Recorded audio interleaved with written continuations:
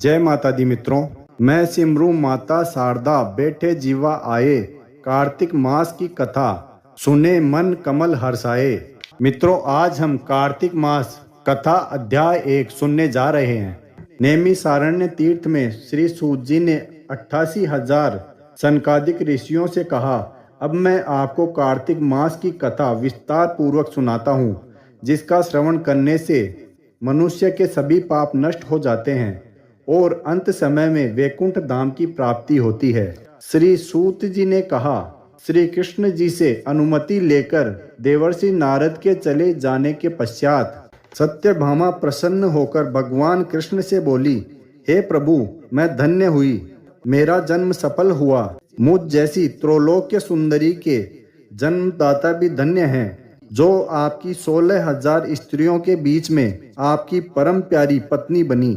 मैंने आपके साथ नारद जी को वह कल्प वृक्ष आदि पुरुष विधि पूर्वक दान में दिया, परंतु वह कल्प वृक्ष मेरे घर लहराया करता है। यह बात मृत्युलोक में किसी स्त्री को ज्ञात नहीं है। हे त्रिलोकीनाथ, सत्यभामा प्रसन्न होकर भगवान कृष्ण से बोली, हे प्रभु, मैं धन्य हुई, मेरा जन्म सफल हुआ। हे त्रिलोकीनाथ, मैं आपको कुछ पूछने की इच्छुक हूँ। आप मुझे कृपया कार्तिक महात्म्य की कथा विस्तार पूर्वक सुनाएं, जिसको सुनकर मेरा हित हो और जिसके करने से कल्प पर्यंत भी आप मुझसे विमुख न हो। सूत जी आगे बोले, मित्रों, कथा को सुनने से पहले अगर आप चैनल पर नए हैं तो मेरे चैनल को सब्सक्राइब करें, लाइक करें, शेयर करें और नोटिफिकेशन के ऑल बटन को दबाएं, ताकि सभी वीडियो की नोटिफिकेशन आपको समय पर मिल सके। सत्यभामा के ऐसे वचन सुनकर श्री कृष्ण ने हंसते हुए सत्यभामा का हाथ पकड़ा और अपने सैनिकों को वहीं रुकने के लिए कहकर विलास युक्त अपनी पत्नी को कल्प वृक्ष के नीचे ले गए। फिर हंसते हुए बोले, हे प्रिय, 16,000 रानियों में से तुम मुझे प्राणों के समान प्यारी हो। तुम्हारे लिए मैंने इंद्र एवं देवताओं से विरोध किया था। हे कांते, जो बात तुमने मुझसे पूछी है उसे सुनो। श्री कृष्ण कहने लगे, एक दिन मैं तुम्हारी इच्छा पूर्ति के लिए गरुड़ पर सवार होकर इंद्रलोक जाकर कल्प वृक्ष मांगा। इंद्र द्वारा मना किए जाने पर इंद्र एवं गरुड़ में घोर संग्राम हुआ और कोलोक में भी गरुड़ जी कौओं से युद्ध किया। गरुड़ की चोंच की चोट से उनके कान एवं पूंछ कटकर गिरने लगे, जिससे 3 वस्तुएं उत्पन्न हुई।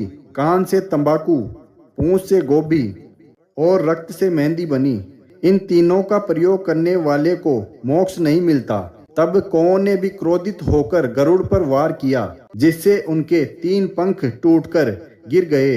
इनके पहले पंख से नीलकंठ, दूसरे से मोर और तीसरे से चकवा चकवी उत्पन्न हुए। हे प्रिय, इन तीनों का दर्शन करने मात्र से ही शुभ फल प्राप्त होता है।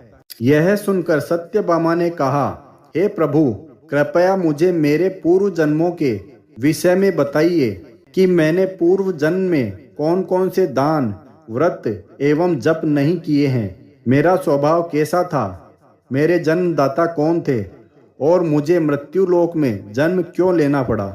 मैंने ऐसा कौन सा पुण्य कर्म किया जिससे मैं आपकी अर्धांगिनी बनी। कृष्ण ने कहा, हे प्रिय, अब मैं तुम्हारे द्वारा पूर्व जन्म में किए गए पुण्य कर्मों को विस्तार पूर्वक कहता हूँ, उसे सुनो। पूर्व समय में सतयुग के अंत में माया पुत्री में अत्रि गोत्र में वेद वेदांत का ज्ञाता देव शर्मा नामक एक ब्राह्मण निवास करता था। वह प्रतिदिन अतिथियों की सेवा, हवन और सूर्य भगवान का पूजन किया करता था। वह सूर्य के समान तेजस्वी था। वृद्धावस्था में उसे गुणवती नामक कन्या की प्राप्ति हुई। उस पुत्रहीन ब्राह्मण ने अपनी कन्या का विवाह अपने ही चंद्र नामक शिष्य के साथ कर दिया। वह चंद्र को अपने पुत्र के समान मानता था और चंद्र भी उसे अपने पिता की भांति सम्मान देता था। एक दिन वे दोनों कुश व समिधा लेने के लिए जंगल में गए। जब वे हिमालय की तलहटी में भ्रमण कर रहे थे, तब उन्हें एक राक्षस आता हुआ दिखाई दिया। उस राक्षस को देखकर भय के कारण उनके अंग शिथिल हो गए और वे वहां से भागने में भी असमर्थ हो गए। तब उस काल के समान राक्षस ने उन दोनों को मार डाला। चूंकि वे धर्मात्मा थे, इसलिए मेरे पार्षद उन्हें मेरे बैकुंठ धाम में मेरे पास ले आए। उन दोनों द्वारा आजीवन सूर्य भगवान की पूजा किए जाने के कारण मैं दोनों पर अति प्रसन्न हुआ। गणेश जी, शिव जी, सूर्य व देवी, इन सब की पूजा करने वाले मनुष्य को स्वर्ग की प्राप्ति होती है। मैं एक होता हुआ भी काल और कर्मों के भेद से 5 प्रकार का होता हूँ। जैसे एक देवदत्त, पिता, भ्राता आदि नामों से पुकारा जाता है। जब वे दोनों विमान पर आरूढ़ होकर सूर्य के समान तेजस्वी रूपवान चंदन की माला धारण किए हुए मेरे भवन में आए तो वे दिव्य भोगों को भोगने लगे। इस प्रकार जो कार्तिक माह की महात्म्य को सुनता है उसको मेरी कृपा प्राप्त होती है और उसे इस जीवन चक्र से मुक्ति मिल जाती है।